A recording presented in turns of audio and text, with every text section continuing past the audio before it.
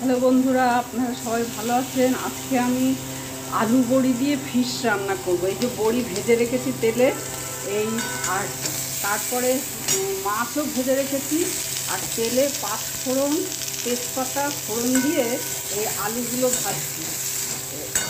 আর এই জিরে ভেজে রেখেছি, এটা লাস্টে দেবো। ড্রাই ফ্রাই করেছি, করে এবার গুঁড়ো করব, এটাকে দিয়ে এরকমভাবে পিষে পিষে গুঁড়ো করবো। আদা, কাঁচা লঙ্কা, 5-6টা কাঁচা লঙ্কা নিয়েছি। আদা কাঁচা লঙ্কা পেস্টটা দিলাম, আর বড়িগুলোও দিয়ে দিলাম। দিয়ে মশলাটাকে অল্প একটু জল দিয়ে কষছি। মাছটা আর বাকি থাকলে হয়ে গেছে মোটামুটি। এবার আমি মাছটাকে দিই, একটু চিনিও দেবো একটু। আমার তো একটুখানি ব্যালেন্স করার জন্য চিনি দিই সামান্য একটু। যারা মাছে দিতে চান না, দেবেন না।